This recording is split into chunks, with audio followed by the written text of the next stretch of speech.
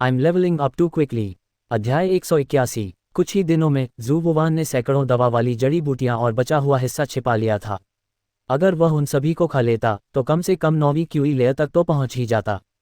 लेकिन जू वियांग अभी इसे खाने के लिए तैयार नहीं था। उसकी अभी की साधना की स्पीड पहले से ही काफ़ी तेज थी। अगर वह और तेज होता तो वह बहुत आसानी से सामने आ जाता। कुछ समय के लिए बस जाना ही बेहतर था। जब वह काफ़ी दवा वाली जड़ी बूटियां और बचा हुआ हिस्सा इकट्ठा कर लेता तो जू वुवान एक ही बार में फाउंडेशन एस्टेब्लिशमेंट रेल्म तक पहुंच सकता था, या फाउंडेशन एस्टेब्लिशमेंट रेल्म के बीच या बाद के स्टेज तक भी पहुंच सकता था। जब तक वह फाउंडेशन एस्टेब्लिशमेंट रेल्म के बीच के स्टेज में कदम रखता, जू वुवान को ज़ेन कबीले में किसी से भी बचने और अजेय रहने का कॉन्फिडेंस होता। इस रात जू वुयान हमेशा की तरह हुयुआन पीक पर रुकी थी। वह पिछले लगभग आधे महीने से वहीं रह रही थी। एक तरफ यह ज़ेन जी और दूसरों की निगरानी से बचने के लिए था, और सबसे ज़रूरी बात, इससे उसके लिए दवा की चीज़ें, बचे हुए हिस्से और बेकार की गोलियां छिपाना आसान हो गया था। हुयुआन छोटी जू कबीले के लिए कीमिया के लिए सबसे ज़रूरी जगह थी। जू कबीले के हज़ारों अमर साधकों को इसी जगह से अपने अमृत की ज़रूरत थी। इसलिए वे अक्सर पहाड़ के अंदर बाहर जाते रहते थे। ऐसे हालात में जू वियांग के लिए कुछ दवा की जड़ी बूटियां, मैल और बेकार की गोलियां छिपाना मुश्किल नहीं था। इसके अलावा वह बिना किसी को पता चले ये कर पाएगा।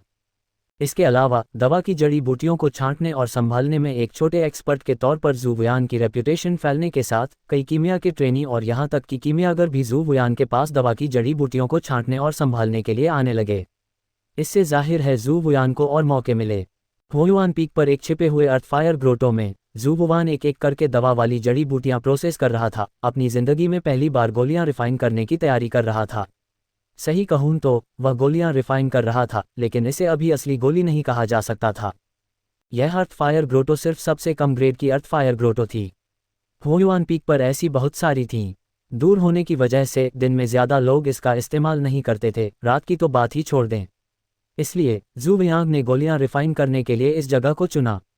इस्तेमाल की गई दवा वाली जड़ी बूटियां सिर्फ कुछ कम ग्रेड की दवा वाली जड़ी बूटियां थीं। हुयुआन पीक पर उनमें से बहुत सारी थीं, इसलिए जू वुवान के लिए कुछ लेना बहुत आसान था। क्योंकि यह एक बहुत ही आसान इलाज वाली गोली थी, इसलिए सिर्फ 3 तरह की दवा वाली जड़ी बूटियां थीं जिन्हें प्रोसेस करने की ज़रूरत थी। इसके अलावा वे सभी बहुत ही आम और आसान दवा वाली जड़ी बूटियां थीं। जू वुवान ने उन्हें प्रोसेस करने में सिर्फ 3 मिनट लगाए। फिर उसने हीलिंग पिल्स को रिफाइन करना शुरू किया। उसने लाल पत्ती वाली घास डाली, सफ़ेद बर्फ का फूल डाला। सफ़ेद बर्फ का फूल जल रहा था। पहली कोशिश फेल हो गई थी। जू वुवान को वजह पता चल गई। वह दूसरे रिफाइनमेंट के दौरान और भी सावधान रहा और उसने दोनों दवा वाली जड़ी बूटियों को मिलाकर कामयाबी से मिला दिया। लेकिन तीसरे तरह की एसेंस कल्टीवेटिंग सॉइल को मिलाते समय वह फेल हो गया, जिससे रिफाइनमेंट फिर से फेल हो गया। फेल होने की वजहें पता चलने के बाद जू वियांग ने तीसरा रिफाइनमेंट शुरू किया। लाल पत्ती वाली घास डाली। लाल पत्ती वाली घास कामयाबी से बन गई। सफ़ेद बर्फ का फूल डाला। सफ़ेद बर्फ का फूल कामयाबी से लाल पत्ती वाली घास के साथ मिल गया। एसेंस कल्टीवेटिंग सॉइल डाली। कल्टीवेटिंग अर्थ ने लाल पत्ती वाली घास और सफ़ेद बर्फ के फूल को इकट्ठा किया। उसने कामयाबी से एक हीलिंग पिल को रिफाइन कर लिया था। ये पहली बार था जब जू वानहाओ ने अपनी ज़िंदगी में कोई पिल रिफाइन की थी। वह सिर्फ 2 बार फेल हुई थी और तीसरी कोशिश में उसने इसे सक्सेसफुली रिफाइन कर लिया। हालांकि हीलिंग पिल कोई असली स्पिरिचुअल पिल नहीं थी, लेकिन यह पक्का दुनिया में एक डिवाइन पिल थी। ये जान और हड्डियां बचा सकती थी, लेकिन इम्मोर्टल कल्टीवेटर पर इसका असर बहुत बुरा था, इसलिए यह कोई असली स्पिरिचुअल पिल नहीं थी। सिर्फ एक मेडिसिनल पिल को रिफाइन करके जिसका कल्टीवेटर पर नॉर्मल मेडिसिनल असर हो, उसे स्पिरिट पिल कहा जा सकता है। होस्ट को अपनी ज़िंदगी में पहली बार हीलिंग पिल को रिफाइन करने के लिए बधाई। आपको 3 ब्रेक थ्रू स्टोन मिले हैं। होस्ट को जीवन में पहली बार गोली बनाने के लिए बधाई। तुम्हें 10 ब्रेक थ्रू स्टोन मिले हैं। इस एक्शन से जू वुवान को 10 से ज़्यादा ब्रेक थ्रू स्टोन मिले, जो 100 बिलियन से ज़्यादा ब्रेक थ्रू पॉइंट थे। ये संख्या निश्चित रूप से कम नहीं थी। जू वुवान के चेहरे पर मुस्कान आ गई जब उसने दूसरी तरह की गोली को रिफाइन करना शुरू किया। जब तक वह 3 तरह की गोलियों को सफलतापूर्वक रिफाइन कर लेता, इसका मतलब था कि जू वुवान एक अप्रेंटिस अल्केमिस्ट कहलाने के लायक था। भले ही जू वियांग में काफ़ी थ्योरेटिकल एबिलिटी थी, लेकिन उसकी प्रैक्टिकल एबिलिटी अभी भी काफ़ी कम थी। दूसरी गोली पल्स एनरिचमेंट पिल थी, जो ज़ियानेटियन एक्सपर्ट्स के स्पिरिचुअल मेरिडियन को रिपेयर कर सकती थी। ये दुनिया में एक अनमोल खजाना था। इस बार जू वुवान इसे रिफाइन करने में सफल होने से पहले 4 बार फेल हुई। मुश्किल अभी भी काफ़ी ज़्यादा थी। तीसरी तरह की गोली कामिंग पिल थी। यह ज़ियानेटियन योद्धाओं की मेंटल पावर बढ़ा सकती थी। जाहिर है यह उन होने वाले साधकों के लिए भी बहुत असरदार थी जिन्होंने ऑफिशियली अमर रास्ते पर कदम नहीं रखा था। ये कहा जा सकता है सबसे अच्छी गोलियों में से एक बनना जिसे एल्केमी के अप्रेंटिस रिफाइन कर सकते थे। इस बार जू वुवान कुल 9 बार फेल हुई। 10वीं बार ही उसने कामिंग पिल को सफलतापूर्वक रिफाइन किया। ये देखा जा सकता था कि कामिंग पिल कितनी कोमल थी। आम हालात में जो लोग कामिंग पिल को रिफाइन कर पाते थे वे अप्रेंटिस एल्केमिस्ट का टॉप बैच होते थे। वे ऑफिशियल एल्केमिस्ट बनने से सिर्फ आधा कदम दूर थे। जू वानजी के पीक पर भी वह कामिंग पिल को रिफाइन नहीं कर पाए। कोई सोच सकता है कि कामिंग पिल को रिफाइन करना कितना मुश्किल था। ये हीलिंग पिल और पल्स एनरिचमेंट पिल से कहीं ज़्यादा मुश्किल था। इस समय लगभग सुबह हो चुकी थी। जू वुवान ने जल्दी से अपना सामान पैक करना शुरू कर दिया, एक नए दिन के आने का स्वागत करने की तैयारी में। उसने कुछ और दिनों के लिए अपनी साधना को मजबूत करने और जू वानजी को अपनी स्थिति के बारे में बताने का प्लान बनाया। इस तरह उसे बेहतर होने का एक बेहतर मौका मिल पाएगा। उसकी एल्केमी स्किल्स तेज़ी से बढ़ेंगी, साथ ही वह ज़्यादा और बेहतर मेडिसिनल हर्ब्स और वेस्ट पिल्स भी पा सकेगा। मैं ठीक हूँ। अगर तुम इस समय फ्री हो तो तुम देख सकते हो कि ग्रेट आंटी मेडिसिनल पिल्स को कैसे रिफाइन करती हैं। हालांकि ग्रेट आंटी थोड़ी बूढ़ी हैं और उनकी रिफाइनिंग स्पीड थोड़ी धीमी है और वह हमेशा फेल हो जाती हैं, लेकिन इससे तुम्हारा प्रैक्टिकल एक्सपीरियंस भी बढ़ सकता है। मेडिकल पिल्स को रिफाइन करना मेडिसिनल इंग्रेडिएंट्स को सॉर्ट और प्रोसेस करने से अलग है। इसके लिए ज़्यादा मेंटल पावर चाहिए और मुश्किल भी नेचुरली ज़्यादा होती है। एल्केमी में तुम्हारे टैलेंट के साथ तुम्हें मेडिसिनल पिल्स को रिफाइन करने की कोशिश करने से पहले कम से कम 4 महीने लगेंगे। जब तक तुम 1 साल के अंदर एक तरह की मेडिसिनल पिल को सक्सेसफुली रिफाइन कर लेते हो तुम्हें जीनियस कहा जा सकता है। गोलियां रिफाइन करते समय बहुत ऊंचा लक्ष्य नहीं रखना चाहिए। इसके अलावा शांत रवैया बनाए रखना चाहिए। तभी कोई गोलियों को या सच्ची स्पिरिट वाली गोलियों को भी सफलतापूर्वक रिफाइन कर सकता है। उसे अभी भी याद है कि जब उसकी परदादी हीलिंग पिल्स को रिफाइन कर रही थी तो वह 1 महीने तक शांत नहीं हो पाईं। वह लगातार 100 से ज़्यादा बार फेल हुई और फिर भी सफल नहीं हुई। बाद में सीनियर्स के गाइडेंस में मैंने मेडिटेशन का सही मतलब सीखा। फिर दूसरे महीने में मैं सिर्फ 28 बार फेल हुई और अपनी ज़िंदगी की पहली हीलिंग पिल को सफलतापूर्वक रिफाइन किया। जू वयांग को देखने के बाद जू वानजी ने हमेशा की तरह टीचिंग और गाइडेंस मोड चालू कर दिया। लेकिन जैसे ही उसने सुना जू वयांग का एक्सप्रेशन थोड़ा अजीब हो गया। उसे सच में उम्मीद नहीं थी कि उसकी परदादी जब छोटी थी तो इतनी बेवकूफ़ होंगी। इतनी आसान हीलिंग पिल असल में रिफाइन होने से पहले लगभग 200 बार फेल हुई थी। तो हीलिंग पिल को रिफाइन करने से पहले वह कितनी बार फेल हुआ? 2 बार। जू वानजी जितनी बार फेल हुए वह जू वयांग से 100 गुना ज़्यादा था। असल में जू वानजी को बताना चाहता था कि वह बहुत सारी टॉप ग्रेड गोलियां रिफाइन कर सकता है। लेकिन ये जानने के बाद कि जू वानजी ने एक गोली को रिफाइन करने में इतना समय लगाया है, उसने अपनी बड़ी चाची को इसके बारे में कुछ दिन बताने में देरी करने का फैसला किया। 3 दिन बाद एक बहुत ही आम सुबह जू वुवान ने बेपरवाह होने का नाटक किया और कहा, दादी, मैं पहले से ही 3 तरह की गोलियां रिफाइन कर सकता हूं और ऑफिशियली एक अप्रेंटिस एल्केमिस्ट की रैंक में शामिल हो गया हूं। क्या? जू वानजी को समझ नहीं आया और उसने हैरानी से जू वानवान को देखा। मैं पहले से ही एक ऑफिशियल अल्केमी अप्रेंटिस हूं। अगर मैं 3 से ज़्यादा तरह की गोलियां रिफाइन कर सकता हूं तो क्या मैं कबीले को बता सकता हूं ताकि मैं बहुत सारी गोलियां रिफाइन कर सकूं? जू वुवान मुस्कुराया। सिर्फ एक ऑफिशियल अल्केमी अप्रेंटिस की पहचान मिलने से ही जू वयांग को ज़्यादा और दुर्लभ औषधीय जड़ी बूटियों और अवशेषों के संपर्क में आने का मौका मिलेगा। इस तरह फ़ायदे और भी ज़्यादा होंगे। हिस। जू वानजी ने ठंडी हवा में सांस ली और जू वानवान को हैरानी से देखा। कांपती आवाज़ में उसने कहा, तुम ठीक हो? क्या तुम सीरियस हो? बेशक ये सच है। मैं पिछले आधे महीने से हुओ युआन पीक पर रह रहा हूँ। मैं रात में चुपके से प्रैक्टिस करता हूँ जब आसपास कोई नहीं होता। हालांकि मैं सैकड़ों बार फेल हुआ, लेकिन आखिरकार मैं 3 तरह की गोलियां रिफाइन करने में कामयाब हो गया। जू वानवान ने एक बार फिर समझाया। अपनी क्रेडिबिलिटी बढ़ाने और जू वानजी को बहुत कमतर महसूस न हो, इसके लिए जू वानवान ने जानबूझकर थोड़ा झूठ बोला। हालांकि वह सच में सैकड़ों बार फेल हुआ था, लेकिन ऐसा तब हुआ जब उसने दर्जनों गोलियों को सफलतापूर्वक रिफाइन किया था। उनमें से ज़्यादातर टॉप नॉच गोलियां थीं, जो कि कीमिया के ट्रेनी द्वारा रिफाइन की जा सकने वाली गोलियों का सबसे अच्छा बैच था। औसतन हर गोली 10 से कम बार फेल हुई। सबसे मुश्किल गोली भी 10 से ज़्यादा बार ही फेल हुई। भले ही जू वानवान ने जानबूझकर फेल होने की संख्या में गड़बड़ की थी, जू वानजी फिर भी हैरान था। भतीजे, क्या तुम्हें यकीन है कि तुम सिर्फ कुछ 100 बार फेल हुए और 3 तरह की गोलियों को सफलतापूर्वक रिफाइन किया? मुझे यकीन है। जू वुवान को एहसास हुआ कि जब से वह हुयुआन पीक पर आया था, वह अपनी परदादी को हैरान परेशान देख रहा था। उसके गुलदाउदी जैसे बूढ़े चेहरे को देखकर वह हंसे बिना नहीं रह सका। अगर तुम्हें मुझ पर यकीन नहीं है तो मैं तुम्हें वहीं पर दिखा सकता हूं और अपनी आंखों से दिखा सकता हूं। जू वानजी ने बार बार सिर हिलाया। ठीक है, ठीक है, ठीक है। बेहतर होगा कि तुम मुझे दिखाओ। अगर तुम नहीं दिखाओगे तो मैं यकीन नहीं कर पाऊंगा। तुम्हें पता होना चाहिए कि पहले बड़ी आंटी हजारों बार फेल हुई थी, इससे पहले कि वह आखिरकार 3 तरह की गोलियां रिफाइन करने में कामयाब हुईं और अप्रेंटिस अल्केमिस्ट की कैटेगरी में शामिल हुईं। लेकिन पोते, तुम बहुत मजबूत हो। तुम असल में कुछ 100 बार फेल हुए और 3 तरह की गोलियां रिफाइन करने में कामयाब हुए। ये सच में यकीन नहीं होता। ओह हाँ, तुमने कौन सी 3 तरह की गोलियां रिफाइन की? उद्धरण चिन्ह। ये जू वानवान ने एक पल के लिए सोचा और जू वानजी को उन गोलियों के बारे में बताने की हिम्मत नहीं की जो बहुत ज़्यादा पावरफुल थीं। उसने सिर्फ 3 काफ़ी आसान गोलियां चुनी, हीलिंग पिल्स, स्टेमिना पिल्स और फास्टिंग पिल्स। ये तीनों गोलियां काफ़ी आसान थीं। हीलिंग पिल्स सबसे आसान थीं, उसके बाद स्टेमिना पिल्स और फास्टिंग पिल्स ज़्यादा मुश्किल थीं। हिस, बड़ी आंटी जू वानजी फिर से हौंफने लगीं। उन्हें इतना शौक लगा कि उनका एंस बिखर गया था।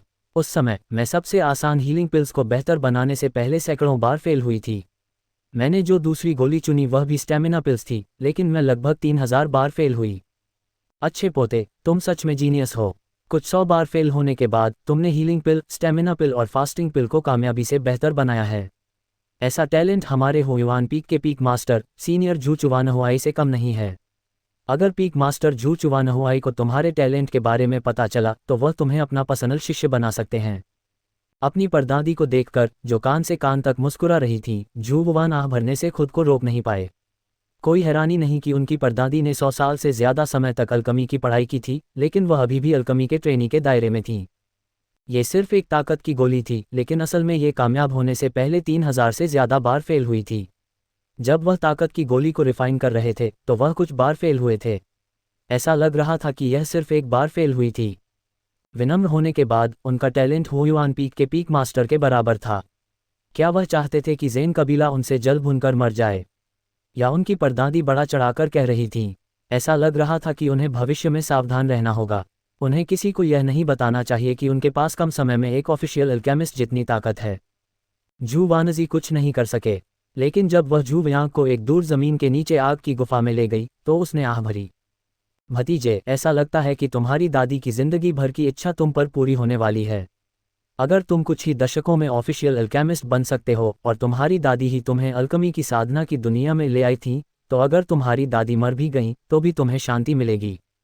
हुयुआन पीक में सबसे कम उम्र का अप्रेंटिस एपोथेक्री 15 साल का है। इसके अलावा उसे बचपन से ही अल्कमी की विरासत मिली है। भतीजे, तुम सिर्फ 17 साल के हो। तुमने बचपन से अल्कमी नहीं सीखी है, लेकिन तुम इतने कम समय में अप्रेंटिस एपोथेक्री बन सकते हो। ऐसा टैलेंट अल्कमी के उस जीनियस से कम नहीं होना चाहिए। आह पोते, अगर तुम 25 साल की उम्र से पहले ऑफिशियल दवा बनाने वाले बन गए तो तुम उस पिल दाव प्रोडिजी का रिकॉर्ड तोड़ दोगे। उस समय पूरा 100 पॉइजन सेक्ट हंगामा मचा देगा। भले ही तुम्हारी कल्टीवेशन टैलेंट में कमी हो, हमारा 100 पॉइजन सेक्ट तुम्हें पालने पोसने की पूरी कोशिश करेगा। उस समय जेन क्लैन तुम्हें ज़रूर टारगेट करेगा। हमारे पीक मास्टर जू चुवानहुआई का 100 poison elixir solution 100 poison sect के नंबर 1 एल्केमी दाव एनसाइक्लोपीडिया के तौर पर जाना जाता है। अगर पोता पीक मास्टर जू चुवानहुआई की मेहरबानी पाकर उनका पर्सनल शिष्य बन गया तो तुम 100 पॉइजन एलिक्सिर सॉल्यूशन पा सकते हो। जब तक तुम 100 पॉइजन एलिक्सिर सॉल्यूशन को पूरी तरह से कल्टीवेट कर सकते हो, तुम ज़रूर एक low grade top grade alchemist बन जाओगे। तुम लो grade top grade spirit pills बना पाओगे और पूरे सदर्न वेस्टलैंड में फेमस हो जाओगे। शायद इसलिए कि वह बहुत ज़्यादा एक्साइटेड थी, जू वानजी रास्ते भर बातें करती रही। वह इतनी एक्साइटेड थी कि लगभग उछल ही पड़ी।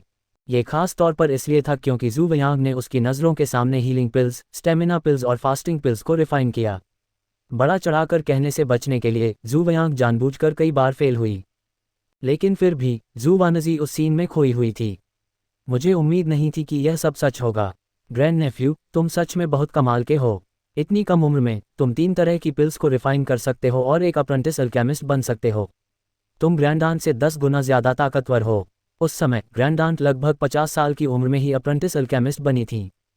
हालांकि बड़ी आंटी थोड़ी देर से अप्रेंटिस अल्केमिस्ट बनी, सच कहूँ तो आप पूरी तरह से बड़ी आंटी को दोष नहीं दे सकते। इसका मुख्य कारण यह है कि बड़ी आंटी ने देर से शुरू किया। उन्होंने 20 साल की उम्र में ही अल्कमी की कला सीखना शुरू किया।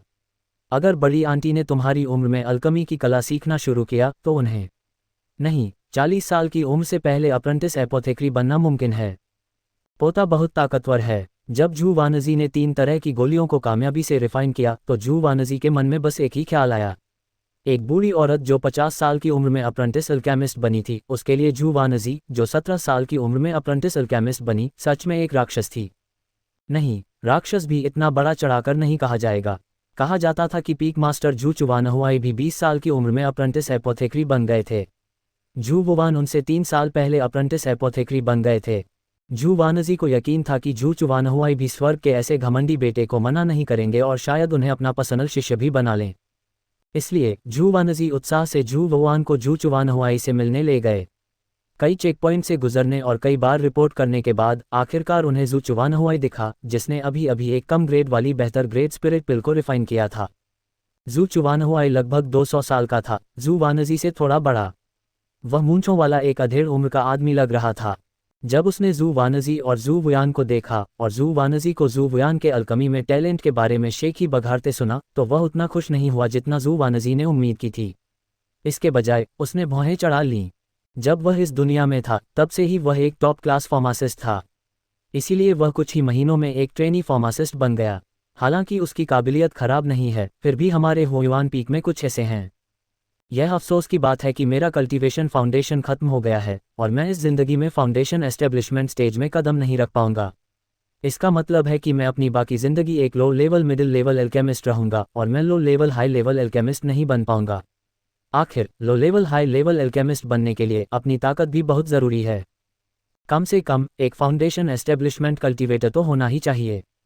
कितने अफसोस की बात है। हालांकि तुम्हारा टैलेंट खराब नहीं है, तुम मेरे नाम के शिष्य बनने के काबिल हो। जू वानजी, तुमने भी एक योगदान दिया है।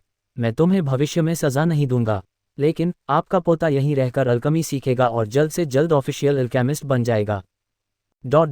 ये जू वानजी को लगा जैसे उस पर ठंडे पानी की बाल्टी डाल दी गई हो और उसने झिझकते हुए कहा, लेकिन पीक मास्टर, आप 17 साल की उम्र में एक ट्रेनी एपोथेक्री बन सकते हैं और आपको 30 साल की उम्र तक ऑफिशियल एपोथेक्री बन जाना चाहिए। ऐसी प्रतिभा को हमारे 100 जहर संप्रदाय के टॉप 10 में माना जा सकता है। भले ही आप अपने पर्सनल शिष्य न बन सकें, एक ऑफिशियल शिष्य को ये करने में सक्षम होना चाहिए, है ना? मेरे ऑफिशियल शिष्यों में से कौन फाउंडेशन एस्टेब्लिशमेंट कल्टीवेटर नहीं है? जू चुवानहुआई ने अपना सिर हिलाया। जू वानजी एक पल के लिए चुप हो गई, लेकिन एक नाम के शिष्य के तौर पर क्या इसका मतलब यह नहीं है कि उसे 100 जहर की गोली का सॉल्यूशन सीखने का अधिकार नहीं है? ऐसे में उसके लिए ऑफिशियल अल्केमिस्ट बनना बहुत मुश्किल हो जाएगा। जू चुवानहुआई ने सोचा। जू वानजी ने जल्दी से कहा, पीक मास्टर, वू यान भी आपका ही वंशज है। आप उसे उन मुश्किल और पावरफुल अल्कमी बुक्स को पढ़ने नहीं दे सकते, है ना? अगर ऐसा है तो वह ऑफिशियल अल्केमिस्ट कब बनेगा? अगर वह इतना लकी भी हो गया कि ऑफिशियल अल्केमिस्ट बन गया तो भी उसके लिए फ्यूचर में आगे बढ़ना मुश्किल होगा। ऐसे में तो मैं एक एक्सेप्शन बनाकर उसे 100 पॉइजन पिल सॉल्यूशन दे दूंगा, लेकिन मेरे पास उसे यह समझाने का टाइम नहीं है। उसे खुद ही इसका पता लगाना होगा। जू चुवानहुआई ने थोड़ी देर हिचकिचाने के बाद कहा। बस बहुत हो गया, जू वानजी ने कहा। Thank you peak master.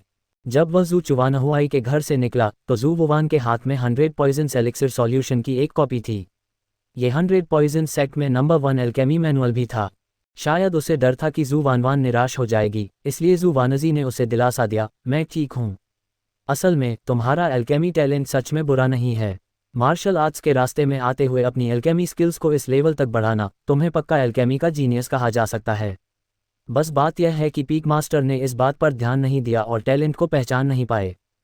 जू वानजी ने आह भरी, अगर तुम अपनी असली ताकत दिखा सको और उसे बता सको कि तुम्हारी कल्टीवेशन फाउंडेशन ठीक है तो तुम पक्का इस बार उसकी ऑफिशियल डिसाइपल बन जाओगी, या उसकी पर्सनल डिसाइपल भी। तुम्हारी परेशानी के लिए धन्यवाद। जू वुआन को इसकी परवाह नहीं थी।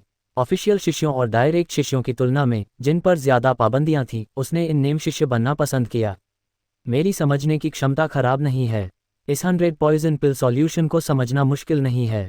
पीक मास्टर के गाइडेंस के बिना भी मैं इसे बहुत जल्दी समझ पाऊंगा। अगर मैं पर्सनल शिष्य नहीं बन पाता तो कोई बात नहीं। जू वानजी ने अपना सिर हिलाया और कड़वी मुस्कान के साथ कहा, सिखाए जाने और न सिखाए जाने में फ़र्क होता है। जू वानजी ने इस पर कोई कमेंट नहीं किया। अगर उसके पास काफ़ी टैलेंट और समझ और स्पेशल एनकाउंटर सिस्टम नहीं होता तो वह जू वानजी की बात से सहमत हो सकता था। हालांकि जू चुवानहुआई के पर्सनल गाइडेंस के बिना भी वह 100 पॉइजन एलिक्सिर सॉल्यूशन में मास्टर हो सकता था और अपने मास्टर से भी आगे निकल सकता था। बेशक इसका मतलब यह नहीं था कि इन नेम शिष्यों को जू चुवानहुआई का गाइडेंस नहीं मिल सकता था। मुख्य बात यह थी कि इन नेम शिष्यों को सिर्फ जू चुवानहुआई का गाइडेंस कभी कभी मिलता था, और यह ऐसा था कि कई नामी चेलों को एक ही समय में मिलता था, ठीक वैसे ही जैसे धरती पर टीचरों को मिलता है। जाहिर है जू वानहाओ को इसमें ज़्यादा दिलचस्पी नहीं थी। इसके बजाय वह 100 पॉइजन एलिक्सिर सॉल्यूशन को अपग्रेड करने के लिए कुछ ब्रेकर थ्रू स्टोन खर्च कर सकता था। उस अंडरग्राउंड फायर केव में लौटने के बाद जहां वह काम कर रहा था और दिन का अपना काम खत्म करने के बाद जू वुवान ने 100 पॉइजन एलिक्सिर सॉल्यूशन को समझना शुरू किया। ये 100 पॉइजन पिल सॉल्यूशन वाकई बहुत बड़ा और गहरा था। ये वाकई 100 पॉइजन सेक्ट का खजाना बनने लायक था। इसमें एक अप्रेंटिस एल्केमिस्ट से एक low grade top grade alchemist बनने का तरीका डिटेल में लिखा था। इसके अलावा हर तरह के अजीब पिल फॉर्मूले थे, जिनमें से कई की बहुत प्रैक्टिकल वैल्यू थी। ये कहा जा सकता है कि जब तक वह 100 पॉइजन एलिक्सिर सॉल्यूशन में मास्टर हो जाता और उसे परफेक्शन तक ले जाता, जू वुवान सक्सेसफुली एक लो ग्रेड टॉप ग्रेड बन पाता। एल्केमिस्ट, वह मिडिल ग्रेड एल्केमिस्ट बनने से बस आधा कदम दूर था। जू चुवानहुआई ने भी 100 जहरों के एलिक्सिर सॉल्यूशन को सिर्फ आखिरी स्टेज तक ही सीखा था और परफेक्शन से अभी भी बहुत दूर था। फिर भी जू चुवानहुआई को एक low level top grade alchemist माना जा सकता था। कोई सोच सकता था कि 100 जहरों का एलिक्सिर सॉल्यूशन कितना पावरफुल था। कई घंटे बिताने के बाद जू वयांग ने 100 जहर की गोली के सॉल्यूशन को समझ लिया था और उन ब्रेकर थ्रू स्टोन्स को देखा था जिन्हें बेहतर बनाने की ज़रूरत थी। शायद ऐसा इसलिए था क्योंकि जू वयांग पहले ही एल्केमी में मास्टर हो चुका था जो लो लेवल मिडिल ग्रेड के करीब थी, इसलिए उसे स्मॉल सक्सेस तक बेहतर होने के लिए ज़्यादा ब्रेकर थ्रू स्टोन्स की ज़रूरत नहीं थी। सिर्फ कुछ दर्जन थे। इस समय जू वयांग के पास पहले से ही करीब 1000 फ्री ब्रेकर थ्रू स्टोन्स थे। ये कुछ ब्रेकर थ्रू स्टोन्स उसके लिए बस एक टुकड़ा केक थे। थोड़ी देर सोचने के बाद जू वुवान ने 100 जहर एलिक्सिर सॉल्यूशन को बढ़ाने के लिए दर्जनों फ्री ब्रेकर थ्रू स्टोन्स खर्च किए। छोटी सफलता का क्षेत्र। ब्रेकर थ्रू स्टोन के मिलने से 100 पॉइजन एलिक्सिर सॉल्यूशन में कीमिया से जुड़े सभी तरह के अनुभव और तकनीकें जू वयांग की यादों में घुल मिल गईं।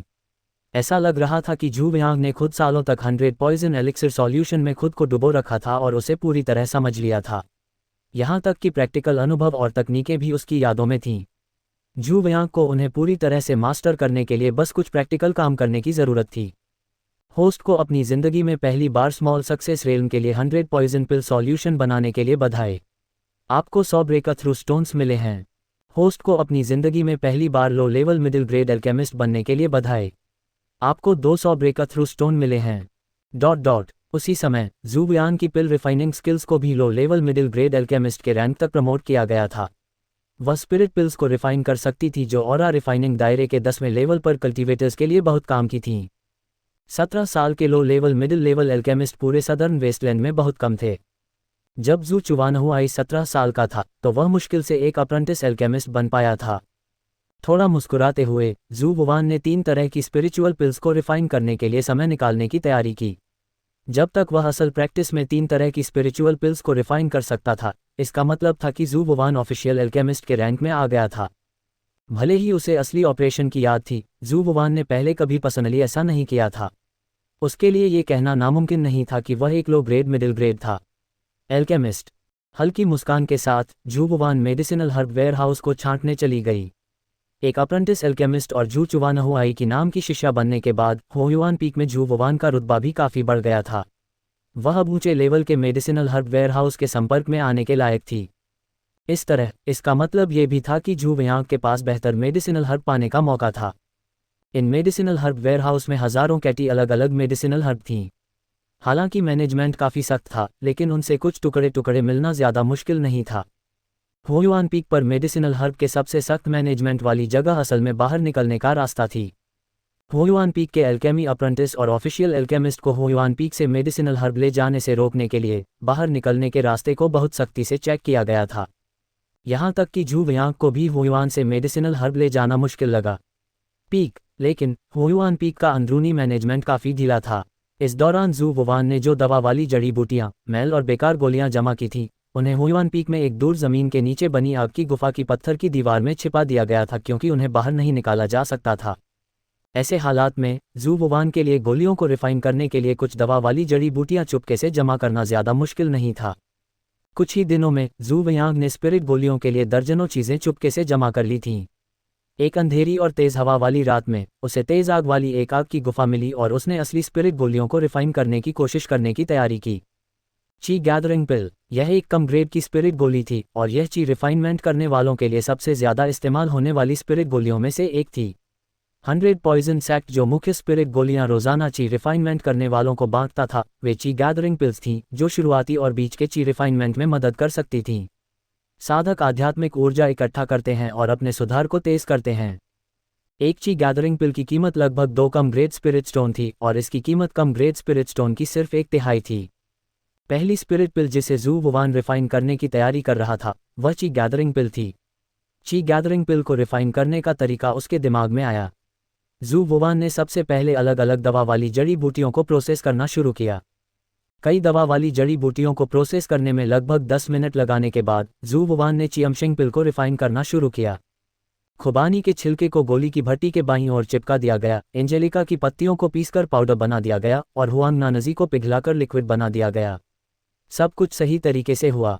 कई दवा वाली जड़ी बूटियां धीरे धीरे मिलने लगीं। शुरुआत में प्रोसेस आसानी से चला, लेकिन जब ये पूरा होने वाला था तो आग थोड़ी कमज़ोर होने की वजह से इस ची गैदरिंग पिल का रिफाइनमेंट फेल हो गया। अपने पिछले अनुभव और सीख से जू वयांग असल में दूसरी बार इसे रिफाइन करने में सफल रहा। दूसरे शब्दों में, वह सिर्फ एक बार फेल हुआ और अपनी जिंदगी की पहली असली स्पिरिचुअल पिल को सफलतापूर्वक रिफाइन किया।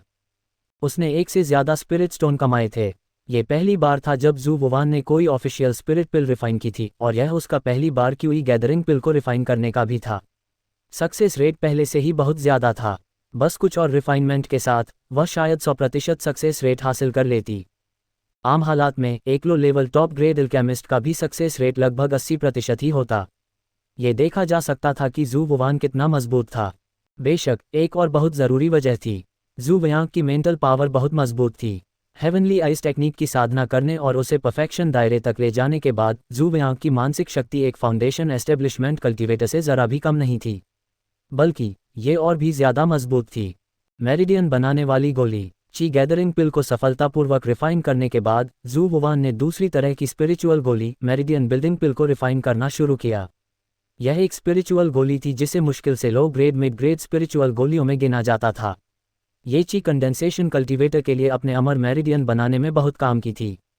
एक गोली 10 स्पिरिट स्टोन के बराबर थी, जो ची गैदरिंग पिल की कीमत से 5 गुना ज्यादा थी। इतनी ज्यादा कीमत के साथ इसे रिफाइन करना स्वाभाविक रूप से बहुत मुश्किल था। सिर्फ इस्तेमाल की गई चीजें ही एक स्पिरिट स्टोन से ज्यादा कीमती थीं, जो ची गैदरिंग पिल की कीमत से कई गुना ज्यादा थी।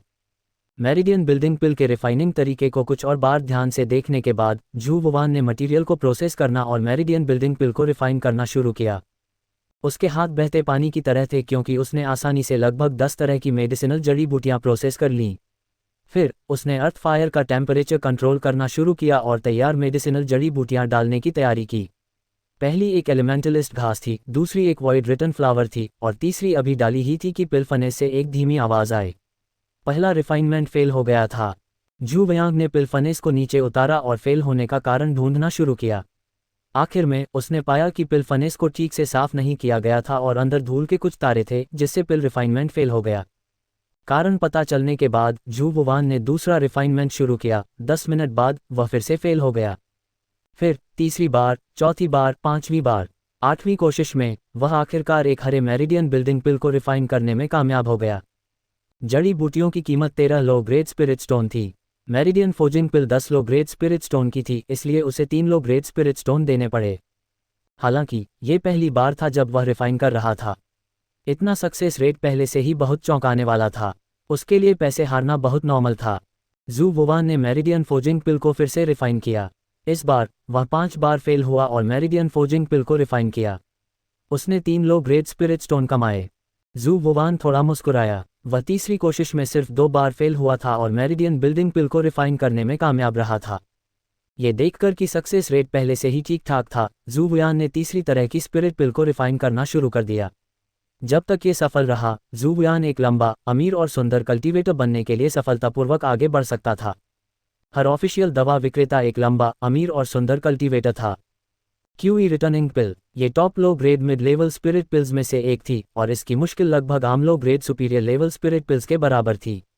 जब तक कोई क्यूई रिटर्निंग पिल को रिफाइन कर सकता था, इसका मतलब था कि जू वयांग की एल्केमी स्किल्स एक low grade mid level alchemist के पीक पर पहुंच गई थी और वह लो ग्रेड सुपीरियर लेवल एल्केमिस्ट की रैंक में कदम रखने वाली थी। इस तरह की स्पिरिट पिल से कल्टीवेटर लड़ाई में अपनी असली क्यूई जल्दी वापस पा सकते थे। ये लड़ाई के लिए सबसे अच्छा ऑप्शन था, खासकर क्यूई कंडेंसेशन कल्टीवेटर के लिए। क्यूई रिटर्निंग पिल की कीमत इतनी ज़्यादा थी कि यह 30 लो ग्रेड स्पिरिट स्टोन के लेवल तक पहुंच गई थी। इसके मटेरियल की कीमत सिर्फ 2 स्पिरिट स्टोन के करीब थी, जो वेन बिल्डिंग पिल के मटेरियल की कीमत से ज़्यादा नहीं थी। हालांकि कीमत में 3 गुना का अंतर था। इससे पता चलता है कि क्यूई रिटर्निंग पिल को रिफाइन करना कितना मुश्किल था। अगर ऐसा नहीं होता तो वह इतनी ज़्यादा कीमत मांगने की हिम्मत कैसे कर सकता था। होस्ट को अपनी ज़िंदगी में पहली बार क्यूई रिटर्निंग पिल को रिफाइन करने के लिए बधाई। तुम्हें 10 ब्रेकर थ्रू स्टोन्स मिले हैं।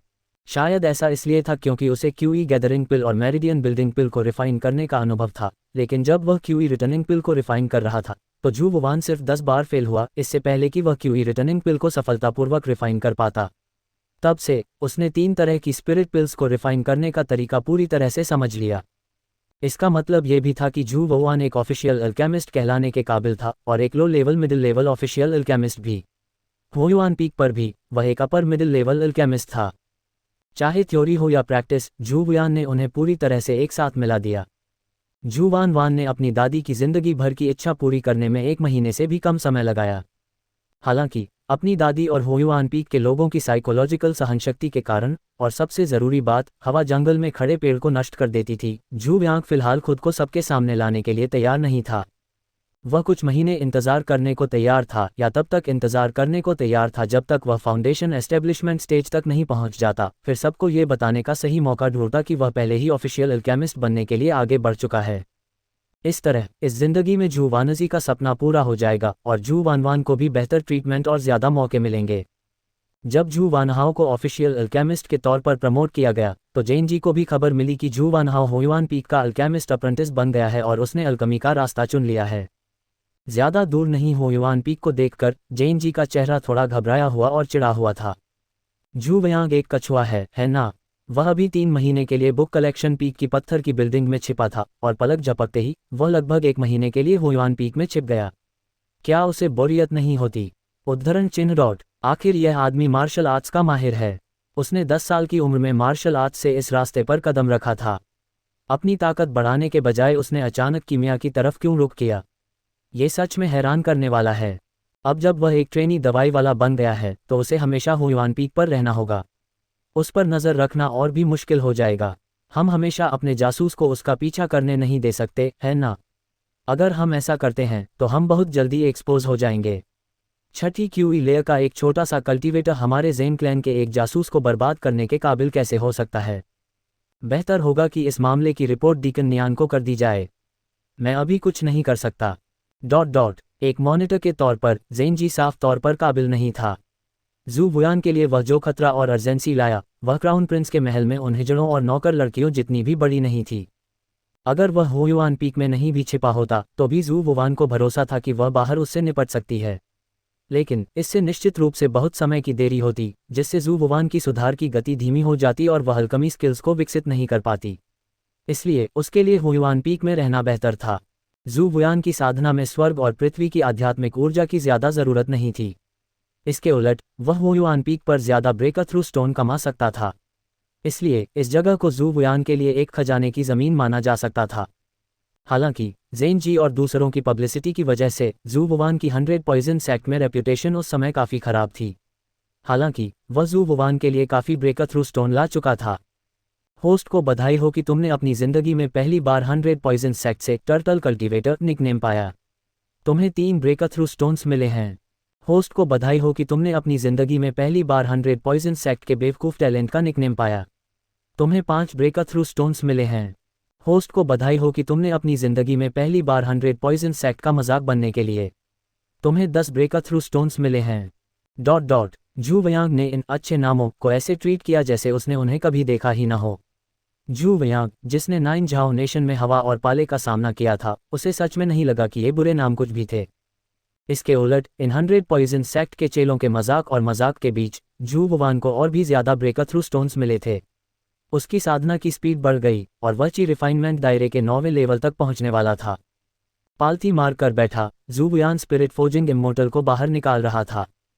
पिछले 8 अनुभवों के साथ इस बार स्पिरिट को बाहर निकालने और इम्मोर्टल बनाने का प्रोसेस बहुत आसान था।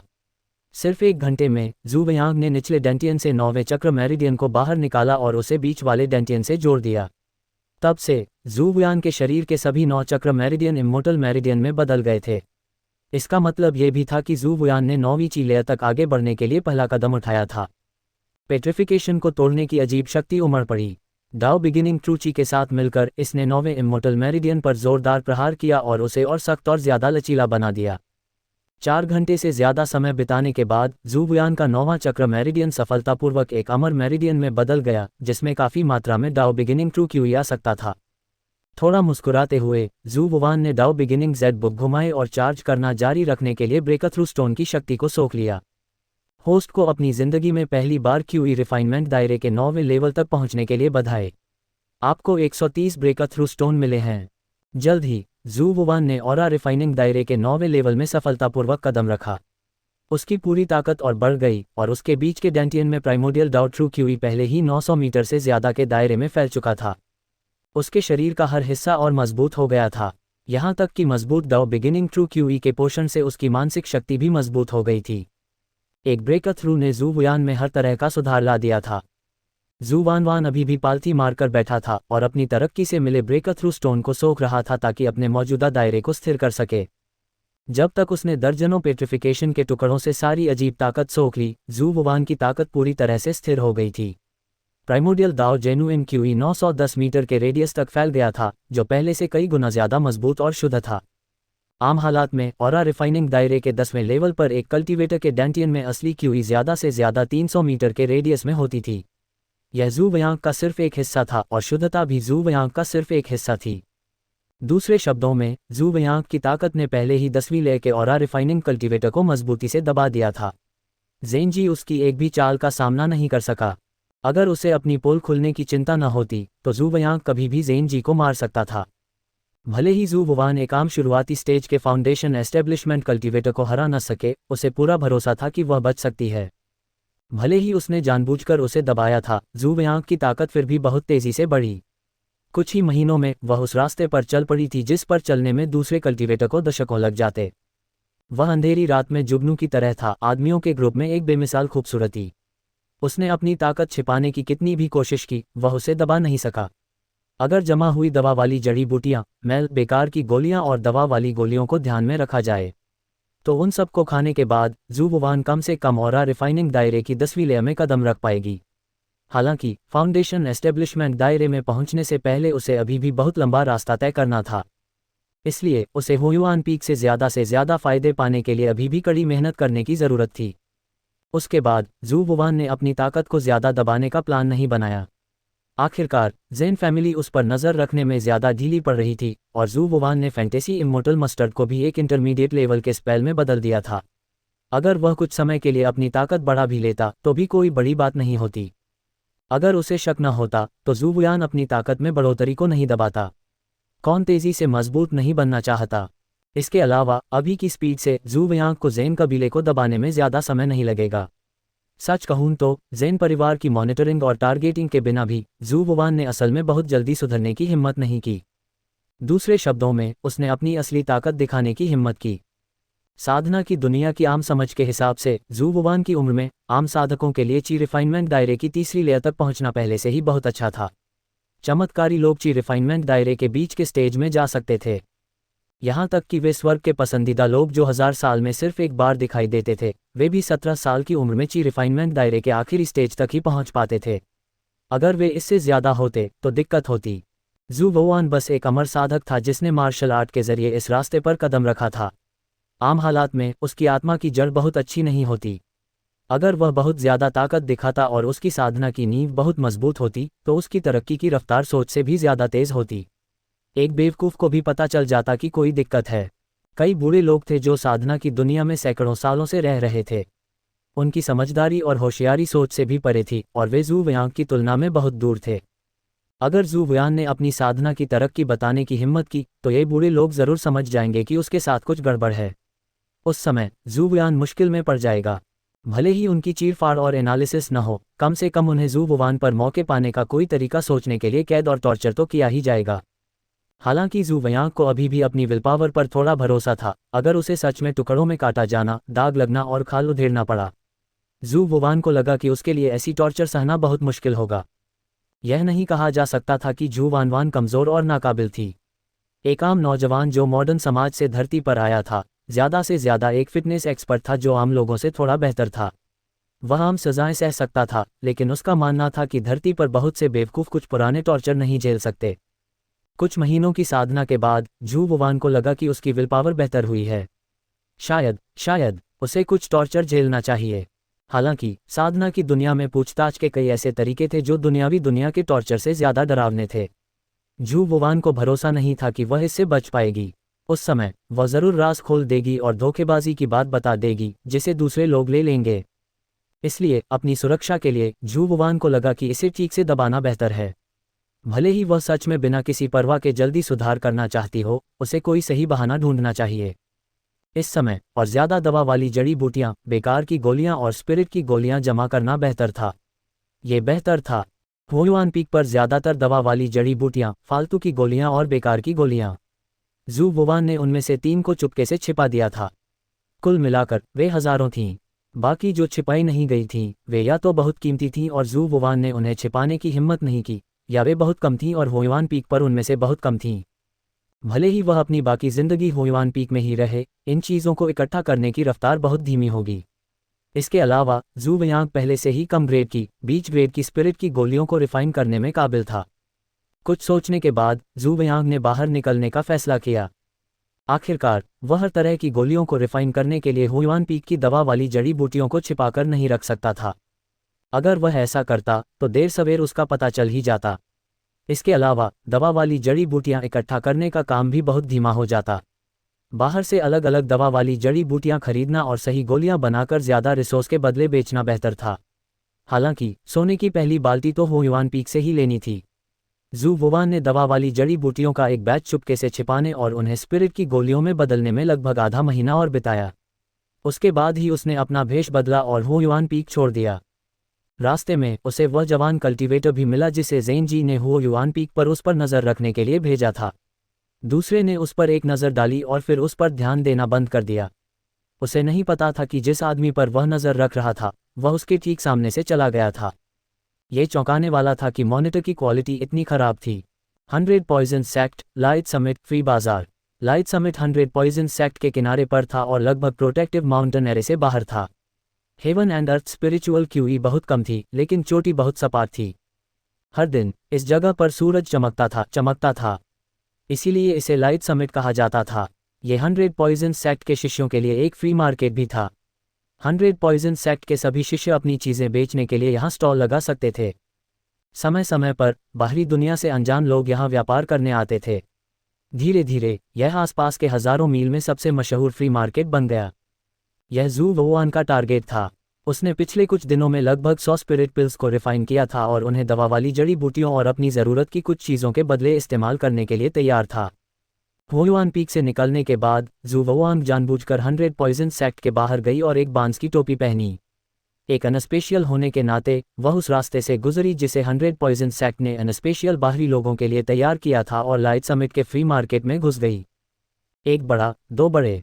मैं आम खीरे नहीं बेच रहा हूँ, मैं सुनहरे धागे वाली मछलियाँ बेच रहा हूँ। वे टॉप ग्रेड सुनहरे धागे वाली मछलियाँ हैं। उन्हें खाने के बाद वे अमर मेरिडियन को पोषण दे सकती हैं और आध्यात्मिक क्यूई इकट्ठा कर सकती हैं।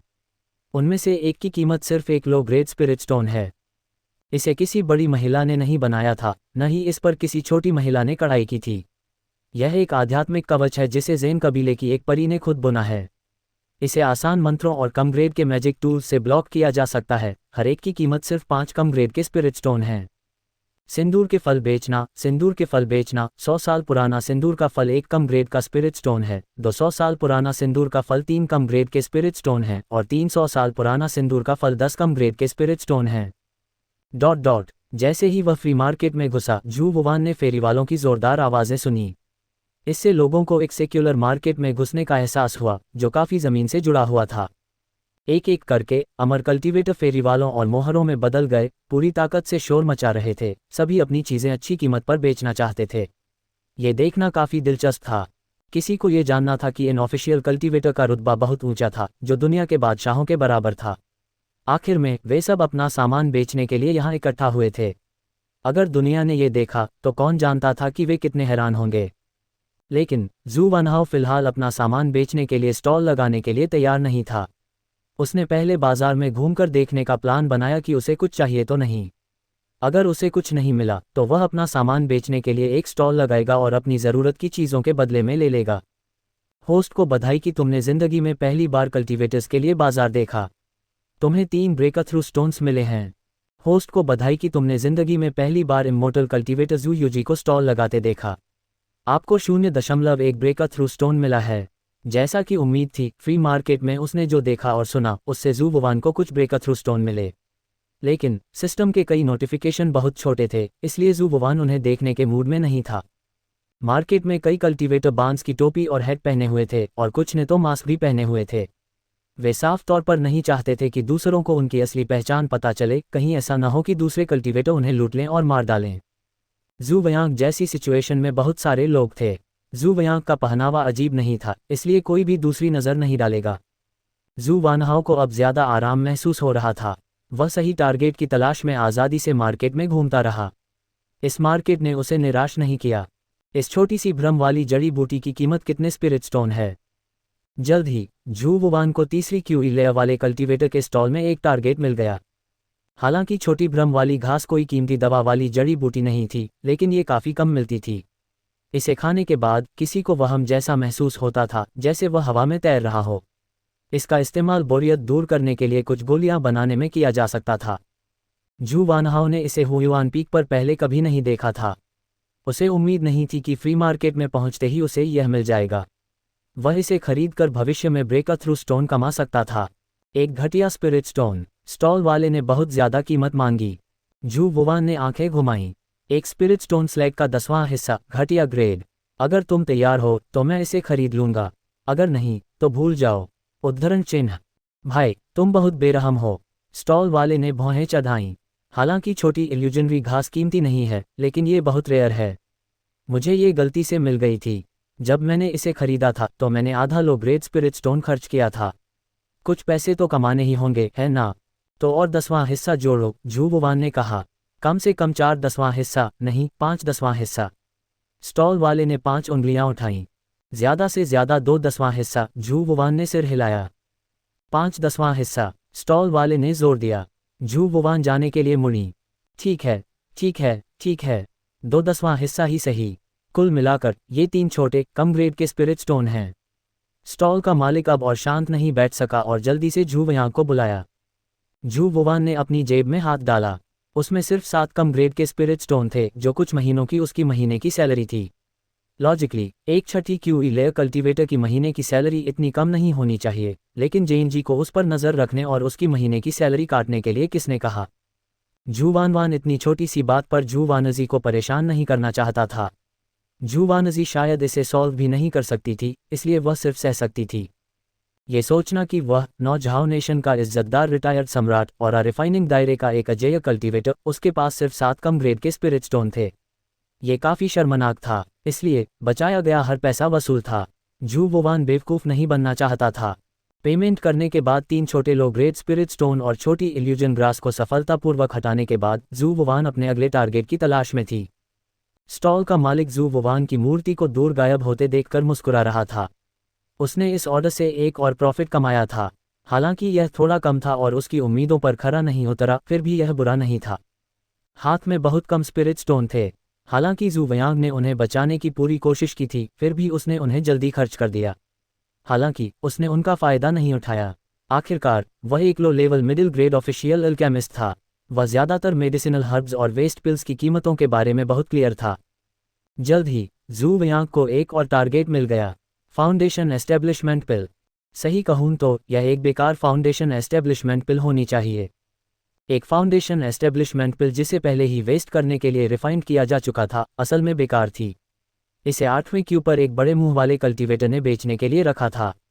लेयर सब जानते थे कि फाउंडेशन एस्टेब्लिशमेंट पिल सबसे ज़रूरी पिल थी जो ऑरा रिफाइनिंग दायरे के 10वें लेवल के पीक पर एक कल्टीवेटर को फाउंडेशन एस्टेब्लिशमेंट दायरे में आगे बढ़ने में मदद करती थी। हालांकि यह सिर्फ एक low grade superior grade spiritual pill थी, लेकिन इसकी वैल्यू ज़्यादातर low grade supreme grade spiritual pill से ज़्यादा थी।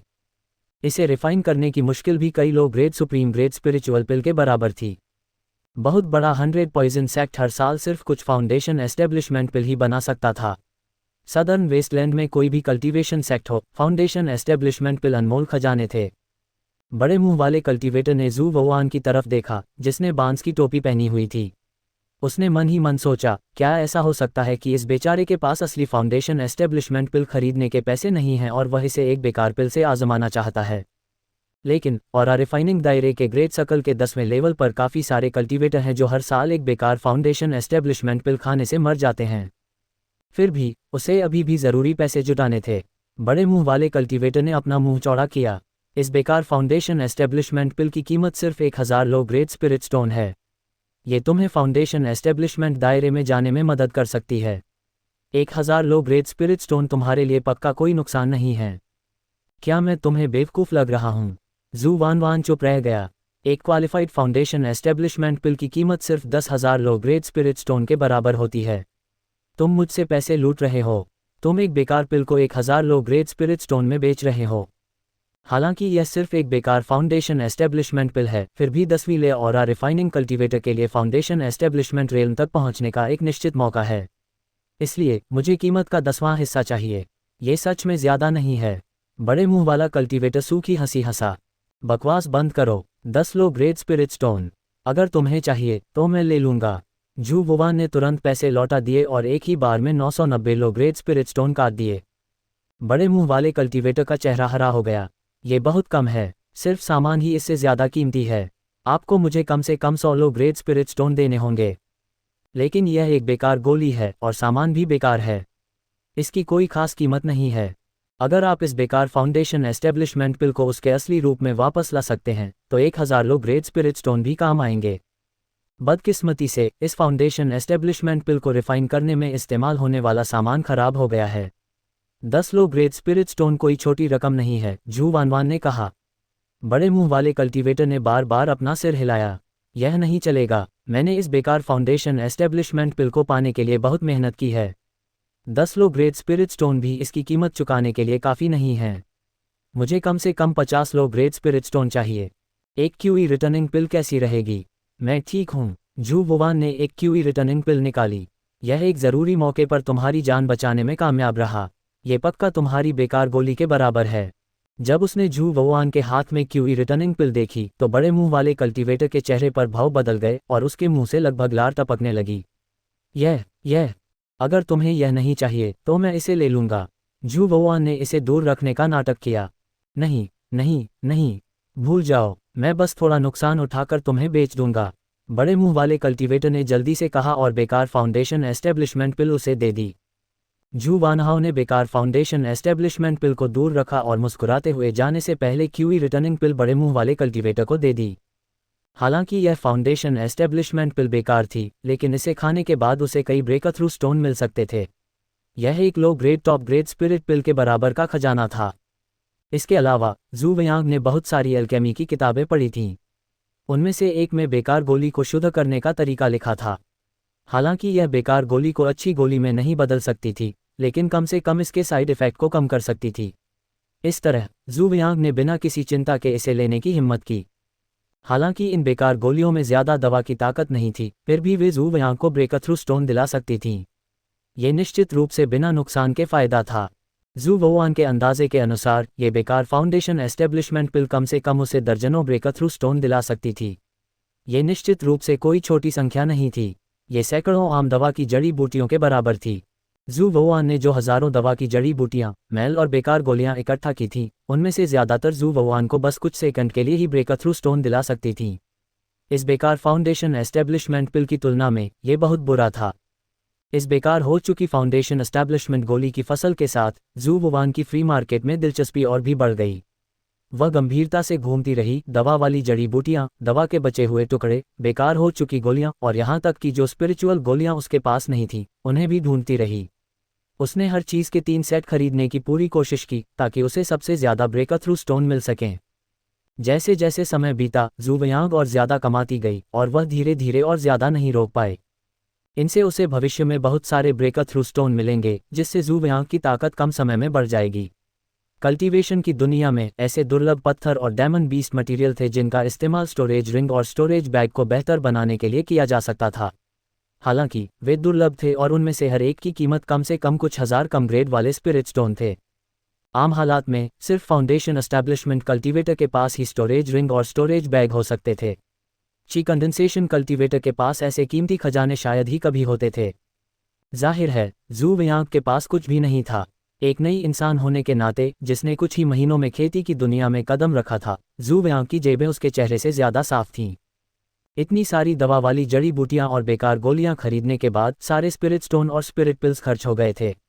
कोई भी स्टोरेज का खजाना खरीदना और भी नामुमकिन था। जू वानहाओ इन चीज़ों को वापस हुआन पीक पर ले आए और छिपा दिया। उसने इन्हें खाने के लिए सही मौके का इंतज़ार करने और फिर स्पिरिट पिल्स को सीखना और रिफाइन करना जारी रखने का प्लान बनाया। फ्री मार्केट से जू वुआन ने बहुत सारा सामान खरीदा।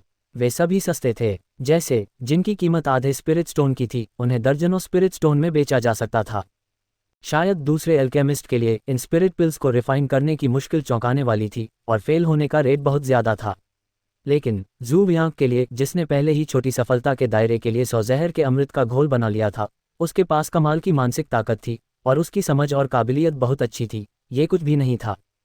कुछ गोलियों के फेल होने की दर ज़्यादा होने पर जू वयांग कुछ छोटी छोटी तरकीबों और तरीकों का इस्तेमाल करके सफलता की दर बढ़ाने के लिए थोड़ा सुधार भी कर सकती थी।